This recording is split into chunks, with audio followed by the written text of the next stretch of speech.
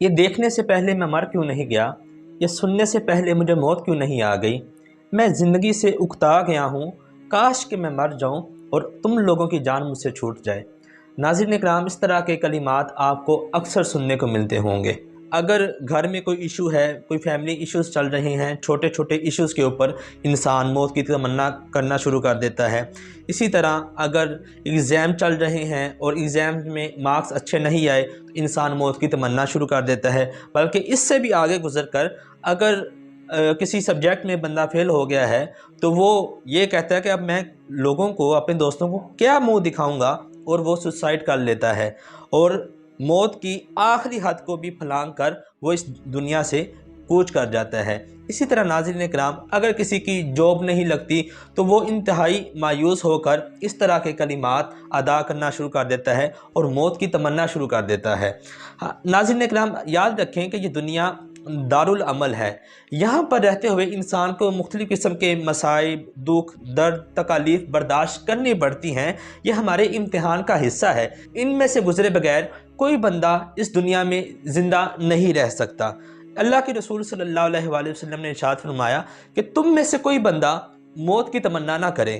ہاں، اگر کسی کو موت کی تمنا کرنی ہے تو وہ اللہ تعالیٰ سے یوں دعا کرے، اللہم احیینی ما کانت الحیات خیرا لی، اے اللہ، جب تک میرے لیے زندگی بہتر ہے تو مجھے زندہ رکھ، اور اگر میرے لیے موت بہتر ہے تو مجھے موت عطا کر دے۔ لیکن ڈائریکٹلی زندگی سے مایوس ہو کر ان چھوٹے چھوٹے ایشوز میں مبتلا ہو کر اور انسان بالکل ان کے آگے سرنڈر ہو جائے اور اب جوان مردی سے ان کا مقابلہ نہ کر سکے اور بالکل بزدل بن جائے اور پھر موت کی تمنا کرے، تو اللہ کے رسول صلی اللہ علیہ وآلہ وسلم نے اس سے منع کیا۔ ناظرین کرام، ہمارے یہ دنیا کی ناکامی، ہمارے یہ فیلیئرز، یہ تو کچھ بھی نہیں ہیں، یہ آزمائشیں کچھ بھی نہیں ہیں۔ انبیاء کرام علیہ السلام کو جو آزمائشیں آئیں، ان کے فیلیئرز تو نہیں تھے، ظاہری بات، وہ تو آزمائشیں تھیں۔ اب ان کو جو آزمائشیں آئیں، حضرت آدم علیہ السلام کو کتنی بڑی آزمائش آئی کہ جنت سے زمین پر بھیجا گیا اور پھر اتنی دیر بعد ان کی توبہ قبول ہوئی۔ اسی طرح نوح علیہ السلام کا دیکھیں ان کی قوم کے ساتھ جو معاملہ رہا کہ اپنا سگا بیٹا جو ہے وہ ایمان نہیں لے کر آیا، اس سے بڑا دکھ کیا ہو سکتا ہے۔ ابراہیم علیہ السلام، ان کے سگے چچا اور خاندان جو ہے وہ ایمان لے کر نہیں آیا، پھر ان کو آگ میں ڈالا گیا، کتنی آزمائشوں سے گزرنا پڑا۔ حضرت عیسیٰ علیہ السلام کو سولی پر لٹکانے کی کوشش کی، حضرت موسیٰ علیہ السلام کو فرعون نے کیا کیا اذیتیں نہ دینا چاہیں، لیکن انبیاء کرام علیہ السلام ان تمام امتحانات سے بالکل سرخرو ہو کر گزر گئے۔ پھر اپنے نبی کریم صلی اللہ علیہ وآلہ وسلم کہ ان کو کتنی تکالیف برداشت کرنی پڑی، کتنے دکھ، درد اور مصائب سے گزرنا پڑا، لیکن نبی کریم صلی اللہ علیہ وآلہ وسلم نے ہمت نہیں ہاری، اور آخر کار وہ ایک جاہل معاشرہ کہ جہاں تہذیب نام کی کوئی چیز نہیں تھی، اور نبی کریم صلی اللہ علیہ وآلہ وسلم نے ان کو لوگوں کا، پوری دنیا کا راہبر بنا دیا۔ ناظرین اکرام، اللہ تعالیٰ نے قرآن پاک میں یوں ہی نہیں فرمایا کہ لَقَدْ كَانَ لَكُمْ فِي رَسُولِ اللَّهِ أُسْوَةٌ حَسَنَةٌ، کہ بے شک نبی کریم صلی اللہ علیہ وآلہ وسلم کی زندگی ہی تمہارے لیے بہترین نمونہ ہے۔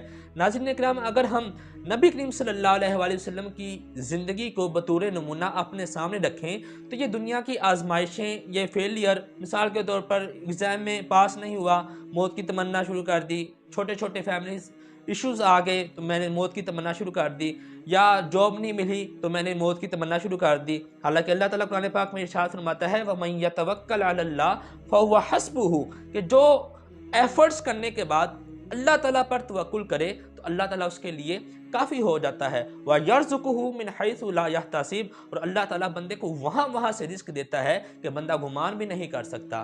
لیکن اس چیز کے لیے صرف بندے کی ایفرٹ شرط ہے کہ بندے کو کبھی بھی ہمت نہیں ہارنی چاہیے۔ اسلام یہ آزمائشیں، یہ دکھ، یہ درد، یہ تکالیف بندے کے اوپر اس لیے لے کر آتا ہے تاکہ بندہ ان حالات کا جوان مردی کے ساتھ مقابلہ کرے، بندے کے اندر ہمت پیدا ہو، طاقت پیدا ہو، وہ صرف روبوٹ بن کر زندگی نہ گزارے کہ بس ایک پروگرام اس کے اندر سیٹ کر دیا، اب اس کے مطابق اس کو چلاتے رہے۔ نہیں، اسلام یہ نہیں چاہتا۔ اسلام چاہتا ہے کہ انسان کے اندر سے کوئی تحریک باہر نکلے اور بندہ دنیا کو سر کر دے۔ اسلام کا اصل مقصد آزمائشیں بھیجنے کا وہ یہ ہے۔ اللہ تعالیٰ نے جس طرح اپنے महबूब बंदों के ऊपर आजमाइशें भेजी, अम्बिया किराम अलैहिस्सलाम के ऊपर आजमाइशें भेजी, इस तरह वो उम्मतियों के ऊपर भी, अपने आम बंदों के ऊपर भी अल्लाह ताला आजमाइशें भेजता रहता है। नाज़रीन इकराम, अल्लाह के रसूल सल्लल्लाहु अलैहि वसल्लम ने इरशाद फरमाया कि तुम में से कोई बंदा मौत की तमन्ना ना करे, यानी मौत को उसके वक़्त से पहले ना बुलाए, क्योंकि जब मौत आती है तो इंसान के आमाल का सिलसिला मुनक़ते हो जाता है, ख़त्म हो जाता है। नाज़रीन इकराम, आपने अक्सर देखा होगा कि ये मौत की तमन्ना, ये मायूसी, ये डिप्रेशन, ये आजकल हमारी यूथ के अंदर सबसे ज़्यादा पाया जाता है। इसकी कई वजूहात हो सकती हैं, लेकिन इसकी जो मेन वजह है वो है इंसान के अंदर से सब्र ख़त्म होता जा रहा है और नाशुक्री बढ़ती जा रही है, हसद बढ़ता जा रहा है, और दूसरों की तरफ देखकर एक जो कंपटीशन की फ़ज़ा, एक इन्वायरमेंट पैदा हो गया है। बस कंपटीशन कंपटीशन कंपटीशन, मैंने इससे आगे गुजरना है, मैंने इसको आगे नहीं गुजरने देना, ये चीज़ हमें ले डूबी है। हम अपनी कैपेबिलिटी को नहीं देखते, हम खुद को दूसरों की कैपेसिटी के मुताबिक खुद को जज कर रहे होते हैं। हालांकि हर बंदे की कैपेसिटी, उसका कैलिबर दूसरों से मुख्तलिफ होता है। जो चीज़ मैं बर्दाश्त कर सकता हूँ, हो सकता है आप में वो बर्दाश्त करने की सलाहियत ना हो, या जो चीज़, जो सर्कमस्टांसिस आप बर्दाश्त कर सकते हैं, हो सकता है मेरे अंदर वो कैपेबिलिटी ना हो, मैं उसको बर्दाश्त ना कर सकूं।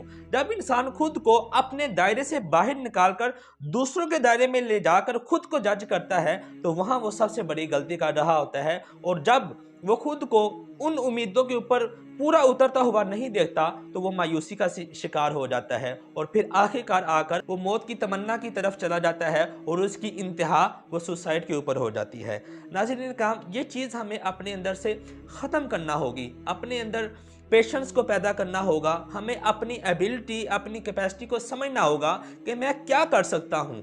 ठीक है, एक बंदा वो मुख्तलिफ मुझसे काम कर रहा है, ज़रूरी नहीं है कि मैं वो काम कर सकता हूँ, और जो मैं काम कर रहा हूँ ज़रूरी नहीं है कि दूसरा बंदा भी वो काम कर सके। इस चीज़ को जब आप माइंड में रखेंगे और ख़ुद को दूसरों के मुताबिक जो है वो जज नहीं करेंगे, बल्कि अपने आप को अपने दायरे में रहते हुए जज करेंगे, तो इंशाल्लाह आप इस चीज़ से बाहर निकल सकेंगे और मायूसी का शिकार बिल्कुल नहीं होंगे। और वैसे भी अल्लाह ताला फरमाता है, ला तक़नतू मिन रहमतिल्लाह, कि अल्लाह ताला की रहमत से बंदे को मायूस नहीं होना चाहिए। कहा जाता है कि मायूसी कुफ्र है, और ये बात बिल्कुल ठीक है। कुफ्र इस माना में है कि इंसान बिल्कुल तमाम उम्मीदें छोड़ देता है, और वो इस चीज़ को भूल जाता है कि अगर आज बुरे हालात पैदा हो गए हैं तो इन हालात को अच्छा करने वाली भी कोई ज़ात मौजूद है। और जब वो इस चीज़ को अपने ज़हन से निकाल देता है, तो गोया वो एक किस्म का कुफ्र कर रहा होता है, वो अल्लाह ताला की ज़ात को भुला चुका होता है। इसलिए कहा जाता है कि मायूसी कुफ्र है। नाज़रीन इकराम, अल्लाह के रसूल सल्लल्लाहु अलैहि वसल्लम ने इरशाद फरमाया कि मौत की तमन्ना कोई बंदा ना करे। क्यों? क्योंकि अगर बंदा अच्छा है तो उसकी नेकियों में इजाफा होगा, और अगर वो बुरा है तो हो सकता है अल्लाह ताला उसे तौबा की तौफीक अता कर दे। लेकिन आज हमारे यहाँ जो एक इन्वायरमेंट बन चुका है, आप सोशल मीडिया पर कोई पोलिंग क्रिएट करके देख लें, और आप वहाँ मिसाल के तौर पर, जिस तरह के पीछे दिनों ट्विटर पर एक ट्वीट किसी ने लगाया कि अगर इस्लाम में जो चीज़ इस्लाम ने हराम करार दी है, अगर उसमें से किसी चीज़ को हलाल करार कर दिया जाए तो आप किस चीज़ को चूज़ करेंगे? तो अक्सरियत का जवाब ये था, सुसाइड। नाज़रीन करम, ये चीज़ हमारे अंदर कहाँ से आई? ये सिर्फ़ और सिर्फ इस वजह से आई कि हमने इस्लाम की हकीकी तालीमात को बिल्कुल यकसर भुला दिया है, और हमने अल्लाह और उसके रसूल सल्लल्लाहु अलैहि वसल्लम के साथ नाता जोड़ने की बजाय अपनी तमाम तर उम्मीदों का मरकज़ और महवर अल्लाह की मखलूक को बना लिया है। जबकि वो मखलूक वो नाकिस है, कामिल तो नहीं है। कामिल तो सिर्फ़ और सिर्फ अल्लाह और उसके रसूल सल्लल्लाहु अलैहि वसल्लम की ज़ात है। तो जब आप कामिल को छोड़कर नाकिस की तरफ आएंगे, यकीनन आपको अपनी उम्मीदों का वो फल, वो फ्रूट बिल्कुल नहीं मिलेगा जो आप एक्सपेक्ट कर रहे होते हैं। इसके साथ साथ आपको एक वाक़या बताता हूँ। हज़रत अबू हुरैरा रज़ियल्लाहु तआला अन्हु वो बयान करते हैं कि एक बंदा शहीद हो गया, और उसके शहीद होने के बिल्कुल 1 साल बाद उसका दूसरा भाई भी शहीद हो गया। हज़रत तलहा रज़ियल्लाहु तआला अन्हु उन्होंने ख्वाब देखा कि बाद में फ़ौत होने वाला भाई, जो पहले भाई शहीद हुआ है, उससे पहले जन्नत में पहुँच चुका है। जब अगले दिन सुबह हुई, नबी करीम सल्लल्लाहु अलैहि वसल्लम से ये ख्वाब बयान किया गया, और लोगों ने ताज्जुब का इजहार किया कि एक साल बाद फ़ौत होने वाला बंदा اس سے پہلے کس طرح جنت میں چلا گیا جو کہ پہلے شہید ہوا ہے۔ تو نبی کریم صلی اللہ علیہ وآلہ وسلم نے فرمایا کہ تم لوگ حیرت کر رہے ہو کہ بعد میں فوت ہونے والا شہید سے پہلے جنت میں کس طرح چلا گیا؟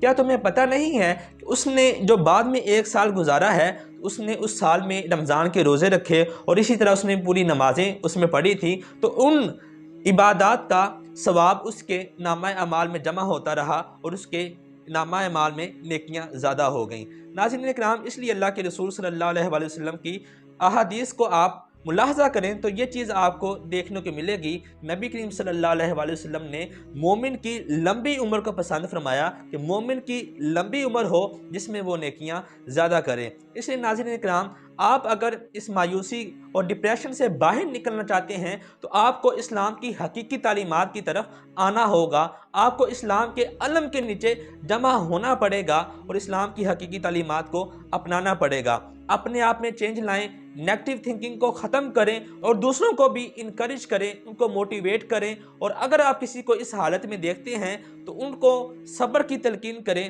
ان کو شکر کی تلقین کریں اور ان کو نبی کریم صلی اللہ علیہ وآلہ وسلم کے ساتھ پیش آنے والے مصائب اور دکھ درد کے بارے میں آشنا کریں کہ جب انبیاء کرام علیہ السلام یہ دکھ درد اور تکالیف برداشت کر سکتے ہیں تو ہماری دکھ درد تکلیفیں تو ان کے سامنے کچھ بھی نہیں ہیں۔ ناظرین کرام، اللہ تعالیٰ سے دعا ہے کہ اللہ تعالیٰ ہمیں اس ڈپریشن سے، اس موت کی تمنا سے بچائے اور ہمیں اپنی زندگی کو حقیقی معنوں میں اسلام اور پاکستان کی خدمت کرتے ہوئے گزارنے کی توفیق عطا فرمائے۔